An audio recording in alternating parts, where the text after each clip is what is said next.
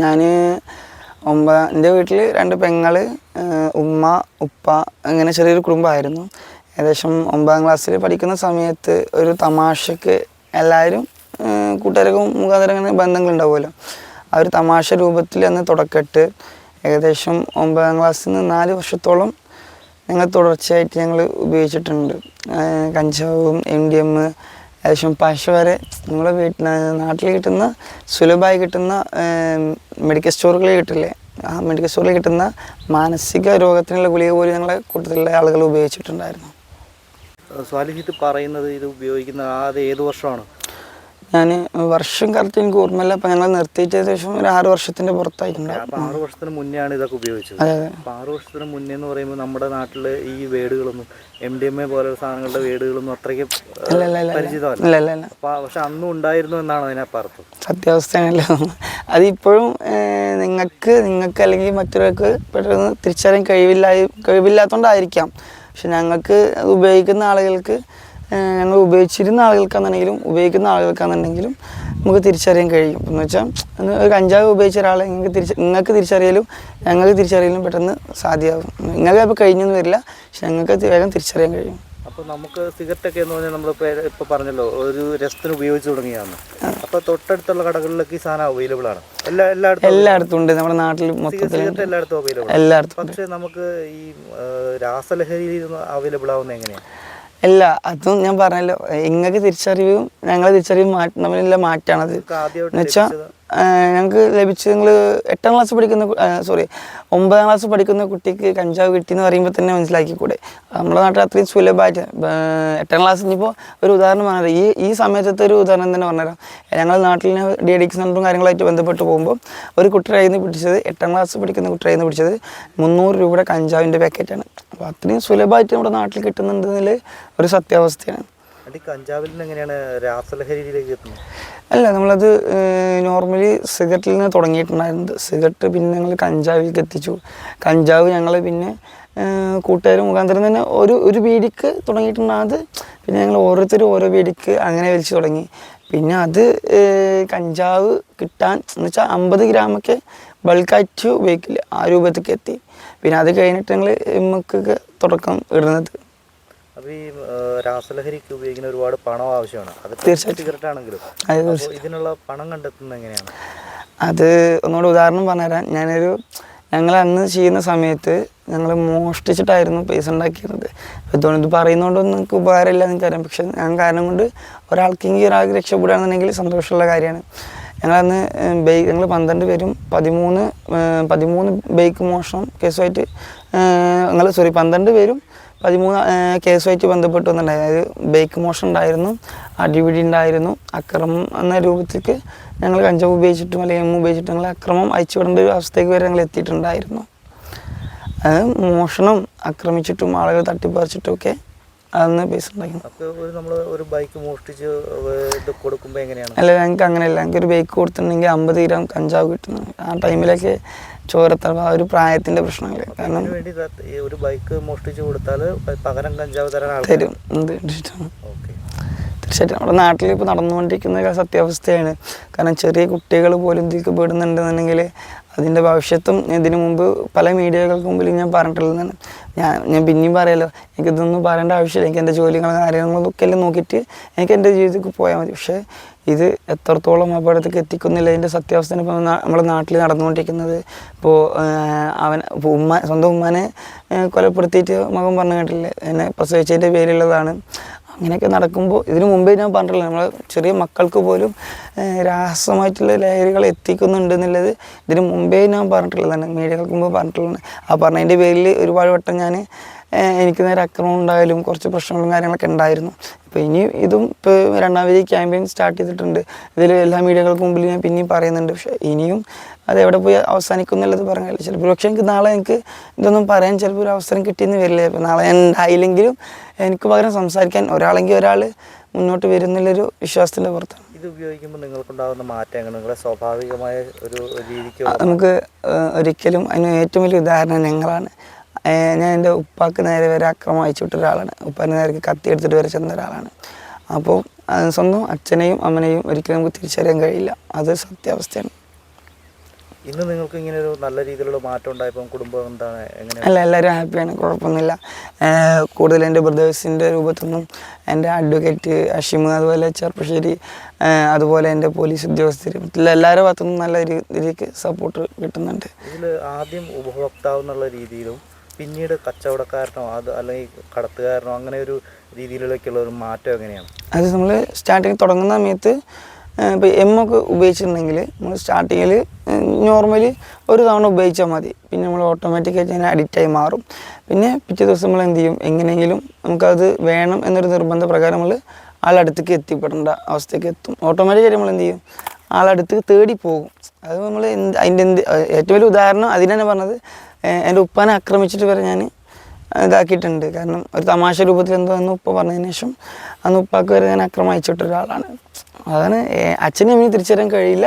പിന്നെ നമുക്കത് നമ്മൾ എങ്ങനെയെങ്കിലും തേടി കണ്ടുപിടിക്കും. ഇപ്പം ഞങ്ങൾ ബൈക്കൊക്കെ മോഷ്ടിച്ചിട്ട് ഞങ്ങൾ ചെയ്തെന്ന് പറയുമ്പോൾ എത്രത്തോളം വിപത്തുണ്ടെന്നില്ല എനിക്ക് മനസ്സിലാക്കാൻ കഴിയുന്ന കാര്യങ്ങളല്ലേ. അപ്പോൾ ഈ കച്ചവടക്കാരനായിട്ടുണ്ടോ? കച്ചവടം ചെയ്തിട്ടുണ്ട് എന്ന് പറഞ്ഞാൽ ഞങ്ങൾ ആദ്യം ഇതുപോലെ തന്നെ ആയിരുന്നു. കഞ്ചാവ് ഒരു ബൈക്ക് കൊടുത്തിട്ടുണ്ടെങ്കിൽ 50 ഗ്രാം കഞ്ചാവ് കിട്ടും. പിന്നെ ഞങ്ങളത് എമ്മക്ക് തുടക്കിട്ട ടൈമായിരുന്നു. എമ്മക്ക് ഞങ്ങൾ ഉപയോഗിച്ച ആ ഒരു ടൈമായിരുന്നു. ആ സമയത്തായിരുന്നു നമുക്ക് പിടിക്കപ്പെടേണ്ട ഒരു 2-3 മാസത്തേക്ക് ഞങ്ങൾ പിന്നെ ഉപയോഗിച്ചിട്ടുള്ളൂ. കൂടുതൽ ഉപയോഗിച്ചിട്ടില്ല. കൂടുതൽ ഞങ്ങൾ കഞ്ചാവ് ഉപയോഗിച്ചിട്ടുണ്ടായിരുന്നു. അതുപോലെ പശ, പെട്രോള്, മാനസിക രോഗികൾക്ക് കൊടുക്കുന്ന ഗുളിക പോലും ഞങ്ങൾ ഉപയോഗിച്ചിട്ടുണ്ട്. ഞങ്ങളെ കൂട്ടത്തിലെ ആളുകൾ ഉപയോഗിച്ചിട്ടുണ്ട്. അന്ന് ഇതുപോലെ തുടക്കട്ട സമയത്ത് ഒരു തമാശ രൂപത്തിൽ തുടങ്ങി. പിന്നെ ഞങ്ങൾക്ക് കിട്ടാൻ പറ്റാത്തൊരവസ്ഥയായി. പിന്നെ ഞങ്ങൾ അക്രമം അയച്ചിടാൻ തുടങ്ങി, ഞങ്ങൾ മോഷ്ടിക്കാൻ തുടങ്ങി, ആളുകളെ ഉപദ്രവിക്കാൻ തുടങ്ങി. എന്തായാലും അത് ഉപകാരമൊന്നുമില്ല, ഉപദ്രവം തന്നെ ഉള്ളൂ. പിന്നെ വാങ്ങുന്നതാരാണ്? കാരണം 8ാം ക്ലാസ് പഠിക്കുന്ന കുട്ടിയുടെ കയ്യിൽ നിന്ന് കഞ്ചാവ് പിടിക്കണമെന്നുണ്ടെങ്കിൽ എത്രത്തോളം സുലഭമായി കിട്ടുന്നുണ്ട് എന്നുള്ളത് മനസ്സിലാക്കാൻ പറ്റുന്ന കാര്യമല്ല. നിങ്ങൾ വിൽക്കുമ്പോൾ നിങ്ങളുടെ കയ്യിൽ നിന്ന് വാങ്ങുന്നത് ആണുങ്ങളും പെണ്ണുങ്ങളും ഉണ്ടോ അതോ കുട്ടികളാണോ? ഞാൻ പെണ്ണുങ്ങളെ എടുത്ത് മാറ്റി പറയുന്നൊന്നുമില്ല. കാരണം പെണ്ണുങ്ങൾ കച്ചവടം ചെയ്യുന്ന ആളുകളുണ്ട്, ഉപയോഗിക്കുന്ന ആളുകളും പെൺകുട്ടികളുണ്ട്. പെൺകുട്ടികളായി മാറ്റി പറയുന്ന ആണുങ്ങളെ മാത്രം കുറ്റം പറയുന്നതൊന്നുമല്ല. കുറ്റം പറച്ചിലല്ല, ചേർത്ത് പിടിക്കുന്ന കഴിയുന്നുണ്ടെങ്കിൽ അതുപോലെ ആളുകളെ ചേർത്ത് പിടിക്കാൻ ശ്രമിക്കുക. കാരണം നാളെ ഒരു പക്ഷേ അല്ലെങ്കിൽ മറ്റൊരു ക്രിമിനലായിട്ട് അവർ മാറിയെന്ന് വരും. ഒരു പക്ഷേ എന്നെ അന്ന് കൂട്ടിച്ചേർത്ത് നിർത്തിക്കൊണ്ടായിരിക്കും എനിക്ക് 45 പേരെ എനിക്ക് തിരിച്ചു കൊണ്ടുവരാൻ കഴിഞ്ഞതും ഈ 10-13 പേരെ ഇപ്പോഴും ഈ ഹോസ്പിറ്റലുകളും കാര്യങ്ങളായിട്ട് കൊണ്ടുപോകാൻ കഴിഞ്ഞതും ഒക്കെ എന്നെ അന്ന് ചേർത്ത് പിടിച്ചതിൻ്റെ പേരിൽ മാത്രമായിരിക്കാം. എന്നെ ആ സമയത്ത് അവരങ്ങനെ വിട്ടയച്ചിക്കായിരുന്നു എന്നുണ്ടെങ്കിൽ ഞാൻ മറ്റൊരു വലിയൊരു ക്രിമിനലായിട്ട് ഞാൻ മാറിയിട്ടുണ്ടാകും. ഇതിൽ മെയിനായിട്ടുള്ള സ്നേഹം കൊടുത്തിട്ടുണ്ടെങ്കിൽ സ്നേഹം കിട്ടും. അതിന് മുമ്പിൽ എത്ര വലിയ ഡ്രഗ്സും ഒന്നുമല്ല. നിങ്ങൾ ക്യാരിയറായ അനുഭവം എങ്ങനെയാണ്? കാരിയർ ഉദ്ദേശിക്കുന്നത് ഒന്നൊരു അതായത് നിങ്ങൾ ഒരിടത്തുനിന്ന് മയക്കുമരുന്ന് ഇപ്പുറ സൈഡിലേക്ക് എത്തിക്കുക. ഞങ്ങൾക്ക് അങ്ങനെ കൊണ്ടുപോയി കൊടുത്തിട്ടുണ്ടെങ്കിൽ എനിക്ക് ലാസ്റ്റ് വന്നിട്ടുണ്ടായിരുന്നത് 2 ലക്ഷം രൂപയുടെ വർക്കായിരുന്നു. എന്ന് വെച്ചാൽ അവിടുന്ന് എസ്കോർട്ട് മാത്രം വന്നിട്ടുണ്ടെങ്കിൽ എനിക്ക് 2 ലക്ഷം രൂപ കിട്ടും. അതിൽ ചിലർ ഒറ്റ കൊടുത്തിട്ട് നിങ്ങളെ എന്ന് വെച്ചാൽ അതിൽ ഈ ചില കുട്ടികളുണ്ടല്ലോ തുടക്കത്തിലിരുന്ന ആളുകളൊക്കെ എന്ത് ചെയ്യുന്നവർ അവർ 1 കിലോ കഞ്ചാവ് അങ്ങനെ 2 കിലോ കഞ്ചാവ് പറഞ്ഞിട്ട് പറഞ്ഞയക്കും. എന്നിട്ട് അവരെ പോലീസിനെ കൊണ്ട് പിടിപ്പിക്കും. അതിൽ 2 കിലോ കഞ്ചാവ് അവിടെ പിടിച്ചിട്ടുണ്ടെങ്കിൽ അതിൻ്റെ അപ്പുറത്ത് 500 കിലോ കഞ്ചാവ് അവിടെ സുരക്ഷിതമായിട്ട് അപ്പുറത്ത് എത്തിപ്പെട്ടിട്ടുണ്ട്. നമ്മൾ ഈ 2 ലക്ഷം രൂപ കിട്ടുമെന്ന് പറയുമ്പോൾ പക്ഷെ അതൊരു ട്രാപ്പാണല്ലേ? സത്യം, ട്രാപ്പ് ആയതുകൊണ്ട് മാത്രമല്ല ഞങ്ങൾക്ക് കുട്ടികൾ മാത്രം ഇതിൽ പെട്ടുകൊണ്ടിരിക്കുന്നത്. ഏറ്റവും വലിയ ഉദാഹരണമാണ്, നിങ്ങൾ ഏതൊരു കേസ് എടുത്താലും എത്ര വലിയ ഏത് കേസ്, നമ്മളിപ്പോൾ ഈ അടുത്തുള്ള കേസ് എന്തെങ്കിലും അതിന് മുമ്പത്തുള്ള കേസുകളാണെന്നുണ്ടെങ്കിലും ഏത് കേസ് എടുത്താലും അതിൽ ഫസ്റ്റ് തുടക്കത്തിലുണ്ടാകുന്നത് 18 വയസ്സിനോ അല്ലെങ്കിൽ 19 വയസ്സ് 25 വയസ്സ് ഏറിപ്പോൾ ഒരു 30 വയസ്സിനുള്ളിലുള്ള ആളുകളാകും. പകുതി മുക്കാൽ 100-ൽ 80% അങ്ങനെ തന്നെ. ബാക്കി 20% മാത്രമേ ഉണ്ടാവുള്ളൂ കുറച്ച് പ്രായമുള്ള ആളുകൾ. ഇതെങ്ങനെയാണ് നമ്മുടെ സംസ്ഥാനത്തേക്ക് എത്തിക്കുന്നത്? ഇപ്പോൾ തമിഴ്നാട്ടിൽ നിന്നായാലും ബംഗളൂരുവിൽ നിന്നായാലും ഇങ്ങോട്ട് എത്തിക്കുന്നത് എങ്ങനെയാണ്? ഇല്ല, അത് ഞാൻ ഉദാഹരണം പറഞ്ഞുതരാം. നമ്മുടെ നാട്ടിൽ ഇപ്പോൾ 2 കിലോ പിടിച്ചിട്ടുണ്ടെങ്കിൽ 500 കിലോ അപ്പുറത്ത് പാസ് ചെയ്യുന്നുണ്ട് പറഞ്ഞില്ലേ. അതിന് ചിലപ്പോൾ ഒരു പക്ഷേ ഞാൻ ഒരാളുടെ പേര് പറയുന്നതല്ല. അപ്പോൾ ചില്ലറ ആളുകൾ അതിൽ പങ്ക് നല്ല രൂപത്തിൽ വഹിക്കുന്നുണ്ട്. ഇപ്പോൾ രാഷ്ട്രീയക്കാരാണെന്നുണ്ടെങ്കിലും പോലീസുകാരാണെന്നുണ്ടെങ്കിലും ഞാൻ ഒരാളെ എടുത്ത് പറയുന്നതല്ല. പക്ഷെ എന്ന് വെച്ചാൽ ഈ രണ്ട് ഉണ്ട് എന്ന് വെച്ചാൽ ചെറിയ ഈ ഞങ്ങൾക്ക് പറയുന്നത് ചെറിയ പ്രശ്നങ്ങളുണ്ട്. അതുകൊണ്ടാണ് ഞാൻ പറയാത്തത്. അല്ല, ഒരിക്കലും അല്ല. കാരണം ഇപ്പോൾ എനിക്കറിയുന്ന നൗഷ സാറ്, സജീർ സാറ്, അതുപോലെ തന്നെ ബിനി സാറ്, അങ്ങനെയൊക്കെ ഒരുപാട് police, Naufal sir, Abdurahman sir, ഇവരൊക്കെ ഇത്രയും സ്ട്രോങ് ആയി നിൽക്കുന്ന ആളുകൾ. കാരണം ഒരു കുട്ടീനെ പിടിച്ചിട്ടുണ്ടെങ്കിൽ ആ കുട്ടീനെ മാക്സിമം ഇനിയൊരു പ്രശ്നത്തേക്ക് ആ കുട്ടി പെടാതിരിക്കാൻ വേണ്ടിയിട്ട് അത്രയും ആ കുട്ടിക്ക് വേണ്ടി ചെയ്ത് കൊടുക്കുന്ന. കാരണം എനിക്കറിയുന്ന ഒരുപാട് പോലീസുകാരുണ്ട്. കേവലം 1-2 പേര് കാരണം കൊണ്ട് ഒരു സമുദായത്തെ മൊത്തത്തിൽ ബാധിക്കുന്നതിന് തുല്യമായിട്ട് വരുന്നത്.